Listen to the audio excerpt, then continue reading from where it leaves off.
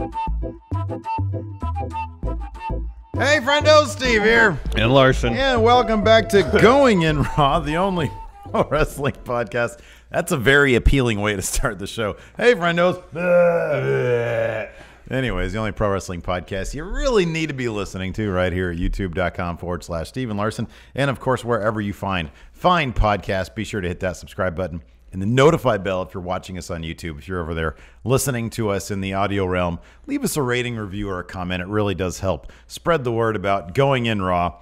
But, of course, today is Sunday, therefore it's Matchet Day. Yeah. And this is the show where we reach out to our $20 a month and up patrons, the Super Friendos, and ask them to ask us questions to talk about during this show. It's my favorite show. I love this. For whatever reason, we get kind of goofy with it because some of these questions. So we got a cast of characters in the Friendoverse, Larson. I can't think of a bigger character than our first question here from Thayer Thabata. Let's see what he has to ask. If you are new and up-and-coming independent talent, you're on the rise, you're going to be a huge star, or would you rather sign with WWE or with AEW? Now, in both cases, they both offered you main event spots and all that kind of stuff. The only option is, where do you want to build your career? Thanks, guys. Thank you, Thayer Thabata. I'll go first, Sure. Larson. If I was an indie star... So I was kind of half joking when I gave you my answer to this. He says, would you rather sign with WWE or All Elite Wrestling? Part of the system. It would be WWE, because here's the thing. You have a decent run in WWE, you decide to leave, your stock is way higher than if you sign with a company that has had an entirety of one show and one rally during their entire existence. So, of course, you would sign with WWE. I personally, if it was Steve here, would try to get in on the ground floor at WWE NXT UK so I can go toe-to-toe with Liverpool's How can you get in on the ground floor of a company that's already run like 25 episodes of television? That's past ground floor, man. Well, it's ground floor-ish. I would jump into the deep pool of the tag team division. Exactly. All those great competitors over there. I just love the architecture that you find in places like Empress London, Ballroom, Liverpool, Blackpool, Birmingham, Manchester. Exactly. I would love to be there. I think there's going to be some fantastic talent coming out of NXT UK. So that's where I would dive into. NXT UK. Lucky enough. I would rather be in. Well, let me ask you this before you get to your answer. All right. If you were given an option, Larson, you get to go through the developmental aspect of NXT proper and go through the Florida house show loop, or NXT UK. What would you choose? I mean, if you're in the Florida house show loop, you're in NXT Prime. Still, you might not be on television, but that's NXT Prime. Rather than being like you're taking jobs to the Forgotten Sons. But if I'm in the NXT UK situation, I'm like Jamie Ahmed, who I might be on TV, but I'm still doing jobs. Was that other dude's name Maloney? Dan Maloney, yeah. You're on TV though. Or Jack Stars. Jack Stars. Ooh, taking chops from Walter. Yeah. I'm not sure you want to be on the ground level taking chops from I think Walter. I feel like if you're in NXT developmental on the Florida house show loop, you got a couple of advantages. You're living in Orlando, in Florida. No state income tax. True. So the pittance you make wrestling as a developmental talent in NXT, you get to keep more of that than you would wrestling pretty much anywhere else. Yeah. You're still on the NXT Prime circuit, so you don't have to go through NXT UK or any other sort of territorial NXT to get to NXT Prime. You're in NXT Prime already. Yeah. So I guess in terms of career and money, it'd be NXT Prime. It is an interesting question, though, because who's in a better who would you rather be? El Ligero? Or what's that cat's name? Brennan Williams? Yeah. Or Brennan Williams, who seems like he's probably on the verge of being on NXT TV at some point. Who would you rather be? Would you rather be El Ligero or Kona Reeves? Oh. See, I kind of feel like Dan Matha. I kind of feel like El Ligero is maxing out probably NXT UK. Like, do you see him going up to NXT Prime? I see him going to 205 Live. Maybe. If 205 Live's still a thing in like 5 months. Yeah, I know. That's so weird. So yeah, that's the ceiling, 205 Live, I guess. But what's Brennan Williams' ceiling? I don't know. I don't know much about him. I don't either. He seems like a very colorful persona. So I'd rather be Brennan Williams. Yeah, probably me too. Mm-hmm. He has a great look. Yeah. I have not seen much of his wrestling. Nor have I. He seems to be pretty savvy at the Twitter game. Yes. And he seems to be pretty funny. He's got a great voice. Yes. On Up, Up, Down, Down. I've seen some of his stuff there. all right. So, yeah. No, it's AEW. Okay. Again, like I often say, you go where the promotion that aligns with your own ambitions. If you were a kid who dreamed of main eventing WrestleMania and you think you got the ingredients to get there, then by all means try your hand at WWE. Mm-hmm. If you, or even if those were your dreams, but you realize you still have some maturing to do as a talent, I would go to the place that would present you with maybe the better opportunity. And we've seen so many talents go to WWE and kind of get lost in the shuffle. All Elite Wrestling, the depth of talent on the roster just isn't there because the roster's not as large. You probably have a better chance to stand out there. You don't get the restrictions, more so on main roster, not so much NXT. NXT seems like they let you do whatever you want. In the ring, you can go out there in all Elite Wrestling ring and put on amazing matches with some of the finest wrestlers in the world. Finest. Establish your brand, and then you stick around there for 2, 3, 4 years. Become a huge deal there. You're a free agent. You can demand whatever price you want. At that point, you've built up your brand enough that WWE's like, hey, we'll give you, high 6 figures. Downside, we'll give you a decent push. 2 years later, you're main eventing WrestleMania. Oh, wow. So, I mean, as you mentioned earlier, you could do it the inverse. You can go to WWE for a while. If it's not your cup of tea, you can go somewhere else. You were in WWE. Your price is higher. Assuming you reach some level of success in WWE. If you're just in WWE, like, is Cass going to go to All Elite Wrestling? Probably not. I don't think they would do that. No, I don't think they would. I'm kind of surprised that I'm not even sure Cass will make it to Impact. Doesn't seem like it. No, he's only wrestled for that big time wrestling out in South Carolina a couple shows. That's all I've heard him doing. Yeah, I don't know. Like it's weird. Like there's like wrestlers out there. I know Darren Young has said he wants a shot to wrestle for AEW, but I haven't heard anything about him on the independent circuit. Oddly enough, I haven't heard anything about Ryback on the independent circuit either. No, I mean not for a while. I think he does, but I don't know. After he got released, we heard. Yeah, after we heard he got about released. you heard about the amount of money he wanted to get. Right. Yeah. And he did a couple appearances, but I haven't heard anything about him in a while. Yeah, me neither. So who knows? But for me, it's where would be the better chance for me to go and stand out. And I think right now, if you're an up and coming indie star, you got a lot of talent, you're young. The AEW probably gives you the better opportunity to show what you got. Yeah, we just need to see them. Yeah, we just need to see what they have going on. I mean, look, it's funny because a lot of people I can tell, like in the comments, are going to be like, "Well, they haven't done anything. They haven't done anything yet." You can kind of speculate. You can kind of get a feel for what the hell they're going to do. They have a ton of money behind them. Yeah, they evidently have a TV deal, happening at some point. Yeah, and we know what talent's already signed there. You can kind of if you watched All In, you get an idea of what All Elite Wrestling is going to be about. Figure out what they're going to be about. So you can use your imagination. You can put it together. Use your imagination. Yeah, put it together. Next from Richard Morris, he's asking us about Finn Balor. Let's see what Richard Morris has to say. Oh, okay. Hey, Stephen Larson. Richard Morris here with another Match Chat question. So after a great showing at the Royal Rumble, where does Finn go from here? Looks like they're pushing him to the Intercontinental title scene, but do we still want him over on the SmackDown for the main event? Personally, I want him on SmackDown going after that WWE title. Just your thoughts. Too sweet. Hearty handshake. Thanks, fellas. Thank you, Richard Morris. Thank you, Richard Morris. Continue with you, and I'll go first. Okay. So here's my idea. Now let's assume Finn gets in some program for the Intercontinental Championship, but they have grander plans for him. Mm-hmm. So unfortunately, they use Finn to get Bob Lashley over as Intercontinental Champion at Mania, post-Mania. You know what's funny? I'm sorry, I'll cut you off really quick.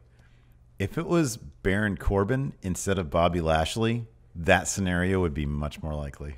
I could see them putting Baron over Finn to get Baron ahead. Maybe. But I think you're right with Bob Lashley. I think they're going to... I think that what you're saying is the least likely scenario. Probably. I think they're going to get Finn over. Follow me, though. Okay, go ahead. So, Raw after Mania, shake-up time. Uh-huh. A week later, Finn Balor shows up on SmackDown Live. I love it. What we want to have happen. I love it. and he gets into a feud with one Daniel Bryan. Of course. You know, Finn going for the top guy. And here's the thing about Finn and Daniel Bryan. They're kind of opposite sides of the same coin. Sure. They both do a lot of advocacy work, both inside of WWE and outside. Of course, Daniel Bryan, his character is a dick. Yeah. Big ass. I mean, a lot of what he's saying is truthful. There's a lot of truth to what he's saying. Yeah, man. However, his approach, a little harsh. Oh, yeah. Whereas you have Finn, who it seems, near as I can tell, on the same matters, is in complete agreement with Daniel Bryan. However, Finn seems like the coolest guy. Yeah. So Daniel Bryan can't go at Finn saying, oh, you're like, people like you because they like hot dogs. They like you because you're empty and filling in the moment.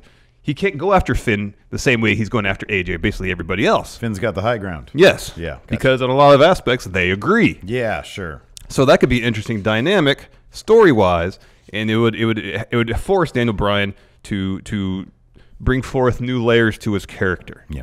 So I think that would be an interesting course. And if anybody, I mean, I do think it's gonna be Ray who challenges Daniel Bryan at Mania. Whether he wins or not, I don't know. But I think whether it's right after Mania or say SummerSlam, I think SummerSlam would be a great idea. Or have Finn Balor win Money in the Bank. Say SummerSlam main event. I want you, Daniel Bryan. Have Finn pick up the WWE title at SummerSlam. Yeah.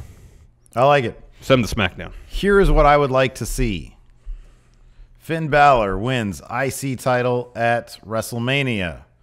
After that, we get, finally, maybe in response to Kevin Owens. I thought these were better thans, not arrows. Those are arrows. All right. Directing me to. I thought you were saying Intercontinental title is better than the heel Balor, better than Universal Champion Balor. Well, I'm not that simple. All right. Here's what I'd like to see happen. Finn Balor wins IC title. Shortly after, maybe, as I was going to say, in response to Kevin Owens coming back and becoming like a face or a tweener, they get Finn to work him as a heel. We get some Prince Balor, Prince Devitt, real, exactly. We get some of that. I think Finn is like one of the guys least likely for them to turn heel. Oh, yeah. Because of what you just said. He's almost in Cena territory right now. It's like impossible to turn him heel. If anybody, well, it would have been Roman before he had to take his hiatus. But if anybody, and I don't think anybody ever will, threaten Cena's Make-A-Wish stuff. But at this point, in terms of year to year, maybe, like Finn has to. I would think Finn's got to be a big request. Because man, he's the biggest face. So anyways, but I would love to see it. I think a lot of people would enjoy seeing it. And that would take him, maybe he drops the IC strap to Kevin Owens, and then he would go challenge Seth for that Universal Championship. Of course, they have a long history, and especially with that title. So that's what I would like to see. Do I think that's going to happen? No. Do I think what you're saying is going to happen? It's more likely. But I don't know. I think they really like Finn, and that means he's going to stay on Raw as a sort of upper mid-carder who hopefully one day gets that Universal title back. I don't know. Yeah. I don't know. I do think he is least likely though to be in Dean territory where he wants to leave. No, I think the platform that's available to him is too large. Yeah. And I think he appreciates that. Yeah, I think so. He's been doing some really cool stuff. Yeah. Yeah. But I would like at one time. I know it's unlikely. Want to see him go heel. Well, give it a few years. Maybe. Give it a few years. But I think just like in the case of Cena, the longer he stays face, I think the least likely it is for him to go heel because he'll just keep on racking up all these things that are so much more important than any storyline. Yeah. So yeah, that could be. Yeah. Next, Christopher Ramprasad. See what Christopher has to say. Hello, Stephen Larson. So, my question is, who's going to take Dean Ambrose' spot? He's leaving WWE. We need somebody to fill up that spot. It's a very big spot on Raw, if you really think about it. So, who will take Dean Ambrose' spot? Thank you, Christopher. Thank you, Christopher. Go ahead, Steve. All right. So, question: who should take Dean's spot? I think there's any number of people. Well, okay. First of all, between the two of us, let's define Dean's spot. What is Dean's spot? Well, if we're speaking short term, that's upper mid card heel.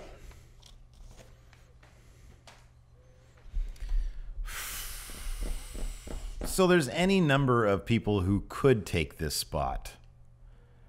I mean, Elias just went back to being a heel, although they never really gave him a strong enough face run to warrant. Like, why did he take 2 losses to Baron in a row? That's weird. That's oddball. I wonder if he's getting punished.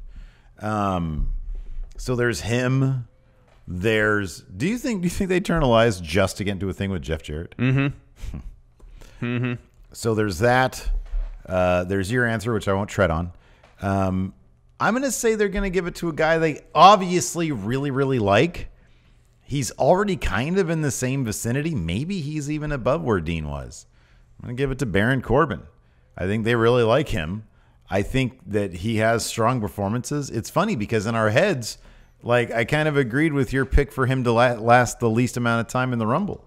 But he lasted a decent run, decent chunk of time. Fairly average, yeah. He was literally the A story when Raw's ratings were going into the toilet. Yeah. But still, he was the A story. Which might make it more likely they're going to put him in a prominent position, but he's in a fairly prominent position every week. So he is. I think that'll just continue. I think he'll be the guy. I mean, I don't even know what, it's not like Dean's role. Part of the problem, I think, is that it's not like Dean's spot, Dean's role was all that well defined. No, it wasn't. I mean, at least with Corbin when he was the authority on Raw, and now he's sort of using that story as being kicked out as authority figure to sort of define what his new character is going to be, which has definition. With Dean, it was what's motivation week to week. What defines him this week? Yeah, I don't know. Yeah. So yeah, I don't know. I'll say Baron Corbin. If they had something projected for Dean Ambrose for Mania, which I don't know what it would have been. I'll put it this way. The last time we saw Dean Ambrose, he was face to face with Nia Jax in the middle of the ring. And I don't know if that was a tease for an intergender thing. If I'm reading too much into it, I think a lot of people read into that. If that was, let's just say that Triple H is like, all right, people want intergender. We'll pull the trigger with Nia Jax because we want to throw back to China because she's going to be in the Hall of Fame. So let's have Nia Jax versus Dean Ambrose. Take him out of the equation. That dude who's doing that is Baron Corbin. At that point, that's Baron Corbin in that spot because he's not the most imposing guy. I mean, he's tall, but he's not Bobby Lashley imposing. He's not Big Jack guy, kind of a dick. They kind of occupy that same space, so I'll say Baron Corbin. All right, that's not terrible. Terrible choice. I'm gonna go with the guy who's actually, I think, pretty much literally taking Dean's spot right now, and that's Bobby Lashley. IC title holder. Yep. Lashley defeated in triple threat match, granted. Dean Ambrose for the Intercontinental title, pinned him. And he's kind of occupying that spot right now of top upper mid card heel at this moment. And it seems like he'd be holding on to that spot for a while. It seemed like they finally got in a good rhythm with Lashley. They finally got what Leo Rush's approach to his character is right now. Hey, I wonder how much, which has actually worked pretty well the last few weeks. It has. It's been very good. How much of that you think is McMahon? I don't know. Or do you mean Vince getting out of his ear? Yeah. I hope a lot of it. Yeah. Hopefully it's a situation where it's like, okay, Leo, I could trust you now to do what I want you to do out there, so I won't be in your ear. And it probably has freed Leo up to take a different approach to the character, and it works a heck of a lot better than having him ringside chant Lashley. That's true. As far as, because Dean, obviously before his heel turn was a fairly beloved character as a face. And while another name I'm gonna put out there hasn't had that face run, they're still very, very beloved, even though they are an upper mid-card heel. Samoa Joe. Everybody loves Joe. Oh, yeah, man. Send Joe over to Raw to take that top upper mid-card heel spot. Definitely. And that'd be fantastic, yes. Yeah, definitely a Dean type. That's a good one. Next up, we've got a question from Graham. Yeah. Let's see what Graham has to say. Hi Steve, hi Larson. I'm currently in hospital at the moment, but my matchup question is, who do you guys think will be the next 3 NXT champions? If you had to try and guess, who would be the next 3 NXT, and do you think the next 3 NXT champions are even on NXT? Too sweet, Hardy Anshay. Thank you, Graham. Thank you, Graham. Man, I hope you feel better. Yeah. No fun being in the hospital. When's the last time you stayed in the hospital? You ever had a hospital stay just for you? Not for me. No. I don't even remember when you were in the hospital, but when you busted your ankle playing basketball against me because I'm a dominant force. Yeah, but that was just X-rays and you're out. Oh, okay. I don't think I've ever stayed overnight in the hospital. Yeah, I don't think I have either. Doesn't seem fun. No, it doesn't. Anyways, good luck to you, Graham. Yes, Get yes. better soon. Yes. Larson, tell me, who do you think the next 3 I'm in the NXT same champions- names as you do. I was trying to think of a different third name. However, I was coming up short. Well, give us your order. The order is going to be Gargano. Yep. He's next in line. Yep. And for me, it was a toss-up kind of between Adam Cole and Velveteen Dream. I could see it either way. In the end, I went with Adam Cole because I'm not sure Velveteen Dream's going to stick around NXT long enough to get that title. I'm not sure Adam Cole is either, but I think there's a better chance Adam Cole staying than Velveteen Dream. But eventually, it's going to be on Matt Riddle's arm, shoulder, waist. Yeah. He's going to be champion eventually. I think he's probably going to have it for a while Yep. too. If he's talk about a guy that can. I know it's funny because I know there are plenty of people out there who are like sort of not into Riddle, but man, I don't know. I'm huge into the guy now. Yeah. So just in a short time for NXT. Like obviously we've seen him live. I think a handful of times, haven't we? A couple times. Yeah. Like you had said before, I hadn't really seen what he could do promo wise. I'm all in though. Yeah, man. And I think the crowd really freaking likes that guy. He seems so genuine, and just like a nice guy, and people just really respond to that. But he's a badass in the ring. Yeah, he is. He's like the roommate you always really want to have when you're like in your early 20s. You know, that's what he comes off as. I think he is going to end up with that title. I've got Gargano, and then it's going to go Cole, and then it's going to go Riddle. I'm kind of with you. I'm not sure that Undisputed Era is going to be around long enough. I do think that by the time Gargano gets the title, he'll have revealed himself as having been an undercover heel. And so he will be a face by the time he gets the title off of Ciampa. And I do think he's going to be the next one. So I think it's going to be Gargano. And then, I don't know, maybe if they hold off on another year, maybe they really try to, they do. I think the understanding with Triple H, I mean, I don't know about Vince, but I think the understanding is, man, they have something very special right now. Yeah. And if any time would be the time to really focus on trying to get NXT to be a proper third brand. Oh, now is the time. Now, with that talent, now is the time. Absolutely. So it wouldn't surprise me if Undisputed Era stayed for a little while also. Plus, I do kind of wonder if they even think about this. If they see these various superstars, Dean Ambrose, Hideo Itami, wanting out. No, just keep your... If they look at the contract situations and say, hey, this might become a thing, people might want to leave, so we might want to hold on to people in NXT until it's, until spots open up. Yes. On main Well, that's one roster. reason I think on the main roster, especially, if there's anybody that wants out of their deal, just let them. I mean, apart from, obvious upper mid card. Like Braun Strowman wants out. He's got 3 years left. You don't want to let him out of exactly. that. Yeah. But like if Zack Ryder wants out, let him out of his deal. What's the harm? Yeah. Yeah. It frees up spots. I mean, I don't, want people to lose their jobs by any stretch of the imagination. But if Zack wants out, If he wanted out, yeah. then let him out of his deal, and then you open up spots in the main roster for some NXT call-ups. If that's how they want to approach things. I wonder what kind of changes we'd see. Like with Zack Ryder, I don't know, I mean to take this completely in a different direction, but Zack Ryder going to like All Elite Wrestling, for example, or even like New Japan. What change would he go like not physically, but like aesthetically? What would we see much of a change? I don't think you would if he went to All Elite. From All Elite, I think it'd just be Zack Ryder or whatever his shoot name is. Yeah. But I wonder if he went to New Japan, like he doesn't fit the aesthetic. No. Not saying he couldn't. He probably would, try. Like imagine Bullet Club Zack Ryder. Taguchi Japan, Zack Ryder. That actually would fit what he's doing. Mm-hmm. Anyways, No, it wouldn't. Good question there. Zach S. The Matt Chat Hall of Famer himself, Zach S. Let's see what he has to say. What's good, Stephen Larson? Many friendos out there.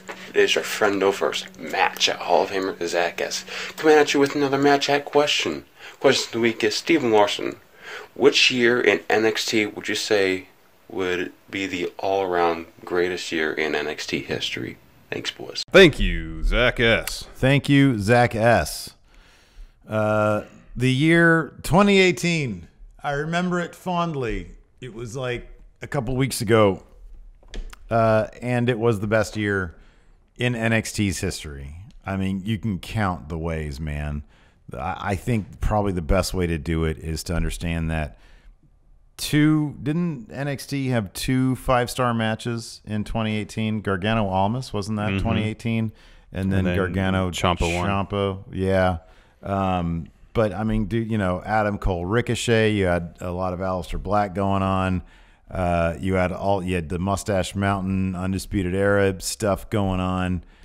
Dude, it was what a stacked year for NXT 2018. The level of talent there. Cassius Ohno, Velveteen Dream, EC3 went through there. You had Lars Sullivan, making his way through there. I mean, I don't really know how he's going to turn out, but man, Ricochet showed up. I mean, there isn't, right? We just said the talent level right there, right now at this moment is unparalleled. They really just set the bar for, what they can do. I mean, they basically stole all the great talent. I'm not even sure. That's one thing. I don't know, like they want to call too many people up, because if you're just left with you're going through a lot of rebuilding if you're left with Matt Riddle, which is a great name, Keith Lee, which they need to start giving him some wins. Oh yeah.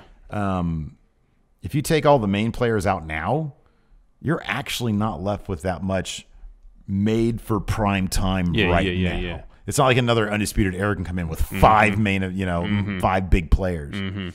So I think absolutely 2018 in the context of NXT was fantastic, maybe best ever. 2016. That's what I'll say. All right, fine. Title scene for most of the year was Finn Balor and Samoa Joe.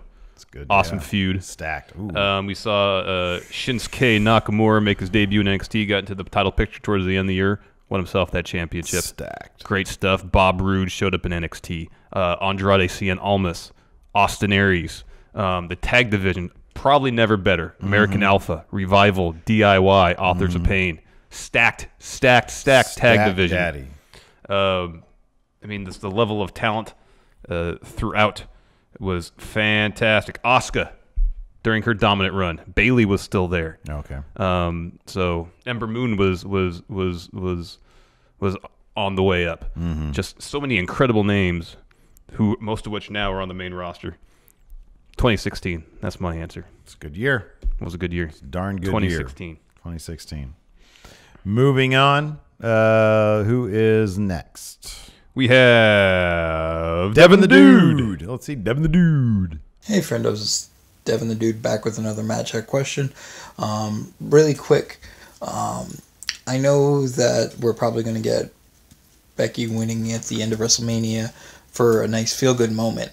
But for the WrestleMania card, they have to have some heels winning at WrestleMania to kind of balance it out. I want to know your guys' thoughts of which heels will win matches at WrestleMania.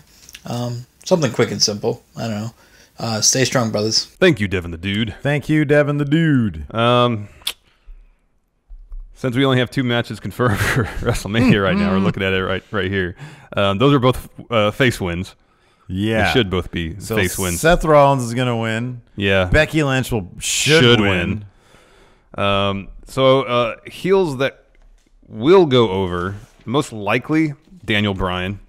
They just gave him that new title, the Hemp and Wood title. Yeah. Granted it's 2.5 or so months till Mania. Okay. I feel like that's kind of a short run with a custom belt. Okay. So if I had to put money on the heel that would go over, it'd be Daniel Bryan. I'm assuming they're going to do... Let me ask you something. Rusev, Shinsuke, Nakamura, they're obviously going to be a team. They're probably not going to be in the division, but they're going to take on a pair of faces, probably Mustafa Ali. Mustafa's still got his program with Joe. He's busy. That's going to last another 2 months, though? Oh, I don't know. I'm going to say Rusev, Nakamura win over R-Truth and... Ty Dillinger. He should be coming back. He is not coming. He's coming back. And he and R-Truth have history. All right, fine. Whoever, I'll put it this way. Fine. Whoever, no, that's a heel win, yeah, for sure. Whoever Rusev and Nakamura taking on, Rusev and Nakamura are going to win. Yeah. That's going to be... They might actually transition them to a proper tag team for the division. I don't know. It seems just like a quick little partnership because they both want that U.S. title. I think that's the deal, man. I think they're transitioning. Maybe they're putting that thing on Mustafa Ali. That might be another face win at WrestleMania. Mustafa Ali win the U.S. title. Yeah. Another option, maybe if they were decide to get the Revival in a real title picture, real title program, they can win the tag titles at Mania. Okay. In some sort of multi-team match.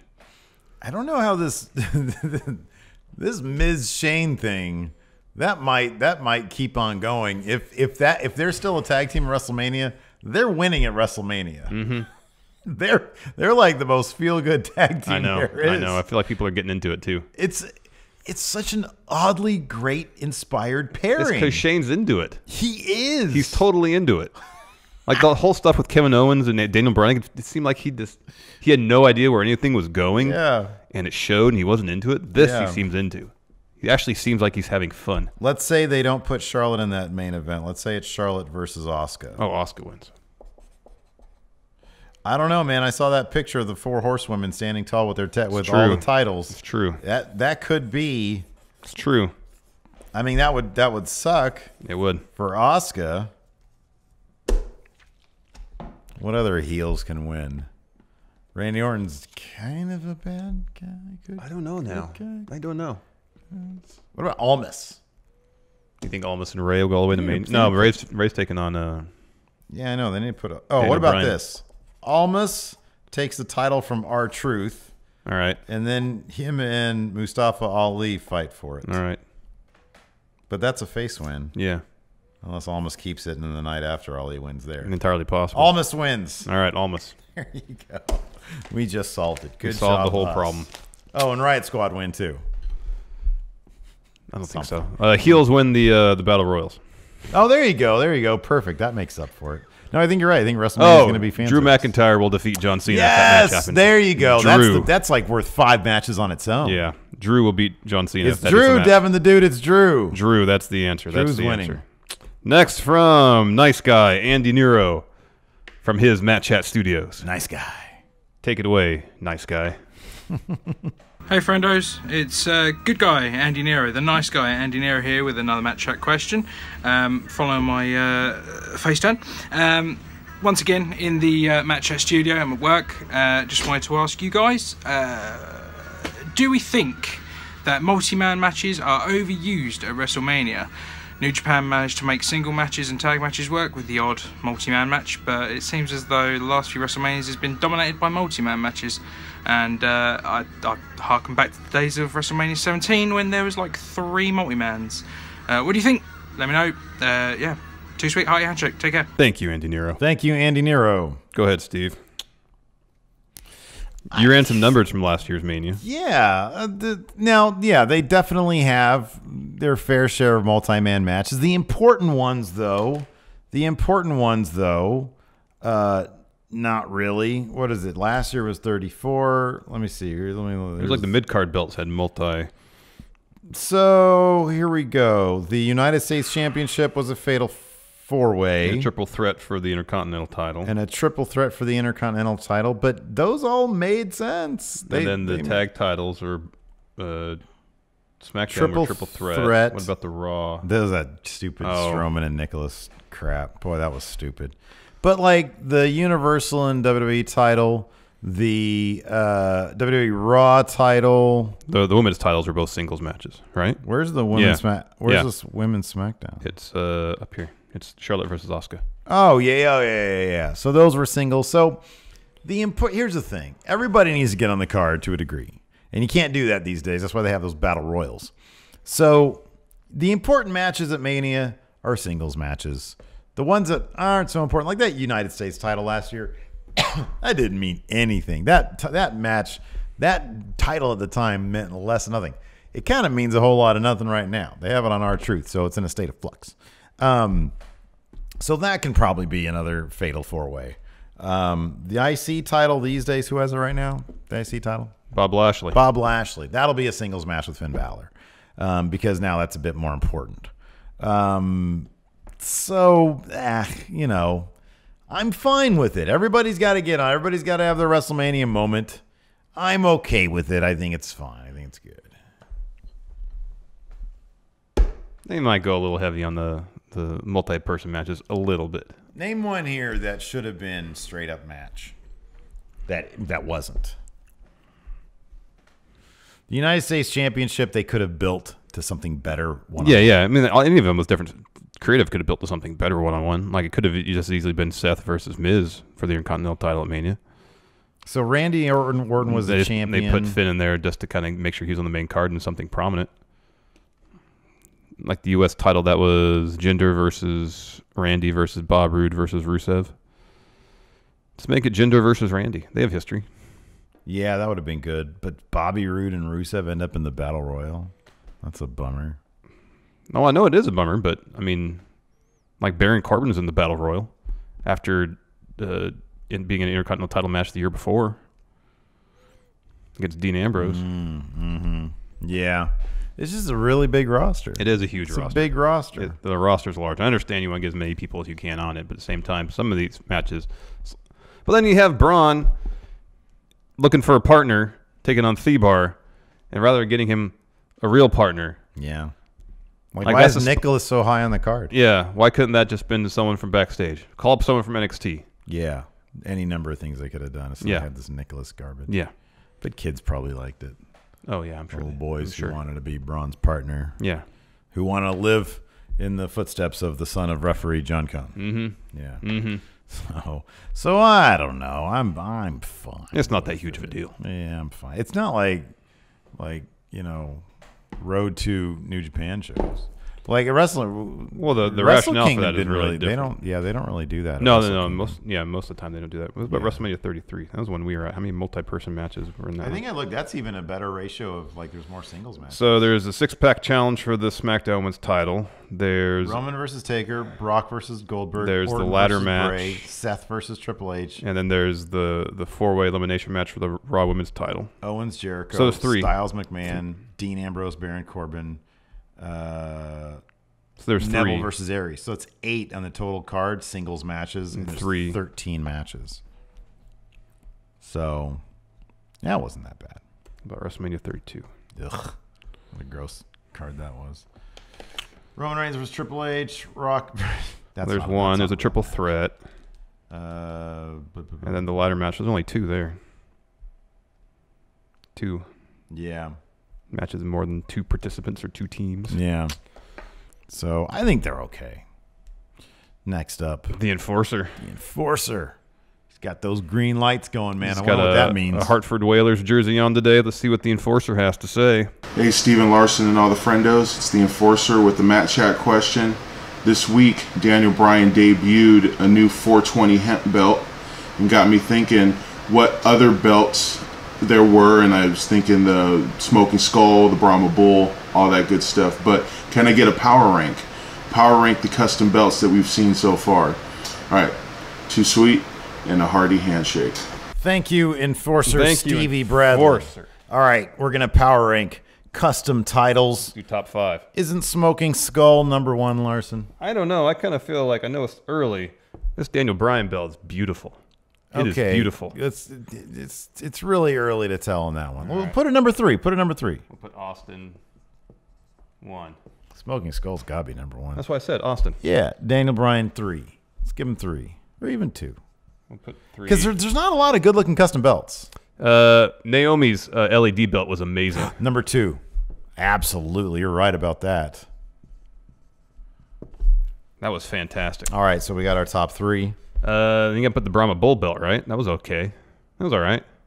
Did that actually exist? Yeah. That did? Yeah. I thought that was like a concept that never actually made it. No, I thought that out. was a real belt. I believe so. Well, hold on a second. Yeah, check up the Brahma Bull belt. I'm belt. going to look at it real quick. Brahma Bull title. I believe that's a real thing. Belt. Did you ever actually wear it? Okay, so there it is.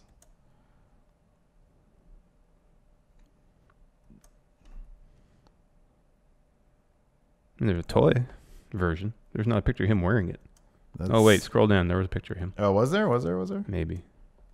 I saw a picture of him. What belt does he have there? That's Smoking Skull. Oh, all right. I think. Yeah, that's Smoking Skull. Maybe somebody getting it. Oh, wait. No, that's not it. It's not it there. That's a video game right there. Him and the Intercontinental. I don't think that ever actually existed. Is that one thing that I've heard enough times that I thought was a real thing? I think so. I really do.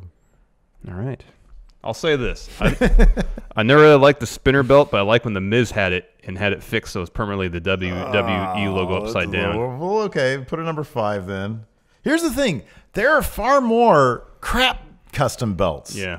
Than there are. Like his U.S. title was terrible. That was horrendous. That might have been like the worst ever. Hold on. Tetsuya Naito, he customized that Intercontinental title by throwing it around, destroying it. Fair enough. That's number 4. Destruction of IC title. Fair enough. There we go. Now let's power What rank. about the Young Bucks Super Kick Party belts? Those are the most fan-made shit ever. It's like, what the fuck? They have enough titles to invent some. Now, let's power rank the worst custom titles. John Cena's U.S. title. John Cena's U.S. title. Spinner title. Yeah. Like, did Edge, the Rated R Superstar, need his own title, but he had one? Mm-mm. He didn't need that. Mm-mm. No, what we can put on here is Taz's FTW title. That's good. There you go. Who just made he didn't just customize his own title. He invented his own division. Yeah. The FTW division. Yep. That's good. Wow, what a great list. Or you put the hardcore title on there. That's kind of a customized belt. Kind of. Well, they just made it to look customized. Yeah, I guess so. You know what actually number 1 worst custom belt is? That atrocious Jeff Hardy TNA custom title. Bad, yeah. That was fucking ugly. Yeah, that was really bad. That was horrible. Oh, no, number 1 custom belt is the NWO World Heavyweight Championship. Well, that was just spray paint on it. Still customized, Yeah, man. that is customized. If Naito's belt counts, then the NWO one has to count too. That's like that's on the best list, right? Yeah. Yeah, that's on the best list. Here, we'll put 6. There you go. That might have forced Taz off there because that NWO one is iconic. That's great. Awesome. Man. Definitive. Good job. Good question, Enforcer. Yes, great question.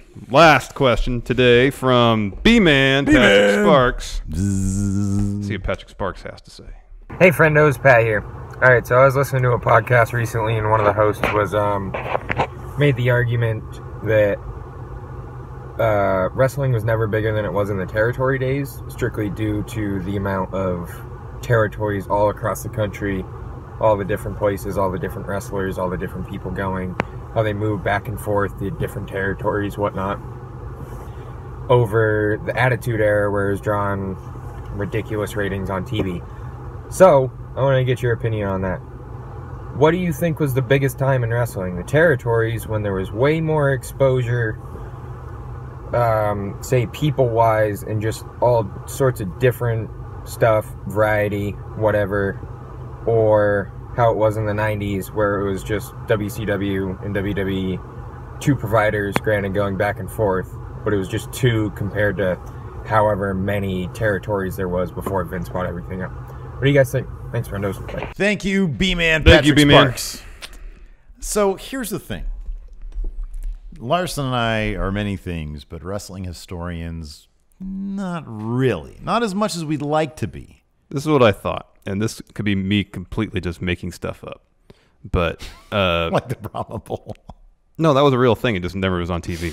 Okay. We just looked it up. Yeah. Confirmed. So, like right now, if you're talking sports, you have the NBA. Well, NFL is like probably the most popular sports league nationwide. Yeah. Because, well, for one reason, they market the Shield. You can pretty much put any matchup of any decent teams on TV, and it'll draw decent ratings. But like baseball right now, nationally broadcast games, save for maybe the World Series, don't do well. Mm-hmm. But regionally, it is super popular still. Oh, no kidding. That's interesting. And like baseball makes a ton of money, but it's a very regional sport. Yeah. And so I kind of wonder if the territory days, if like regionally the ratings were really good, like in Memphis in 1975 or something like that. Like they're probably pulling in really good ratings, but you put that show and broadcast it nationwide, it might not do that well because they have no idea who most of the people are. So like on a regional basis, like in the South, I'm sure Crockett did well in the ratings. I'm sure WWE in the Northeast did really well. I'm sure AEW did great in the Midwest. That was dope. You call it AEW. Oh, did I? Oops. AWA. But if you broadcast any of that shows nationally, they might not have pulled that good of numbers. Whereas WWE, because just based on the nature of the wrestling business at the time during the Attitude Era, it got huge national numbers because there wasn't all these competing localized territories for people to tune into. I think it's just a different. I mean, I don't know what metrics were used, like adjusted for inflation, were wrestlers making just as much money back then as they are now? Any of that kind of stuff? I have no idea. This is my speculation, and I'd love to read more about this stuff, but I just haven't. I have like a couple books that awesome friendos have sent us about this stuff. Like there's one about Vincent buying all the territories, and it goes into a lot of great backstory. So I speculate that during the territory days, AWA, the guy at the bottom of the ladder who was, on the main card, curtain jerking, the first guy to come out in the first match or whatever. Guy making the least amount of money was still making a livable wage as a professional wrestler in those WCCW. I think probably the dude making, he was making a livable wage, the last guy on the roster. During the Attitude Era, when it was the hottest nationally and the region, the territories were essentially dead, I don't think anywhere else besides WWE and WCW. WCW, and then you go over to New Japan or whatever.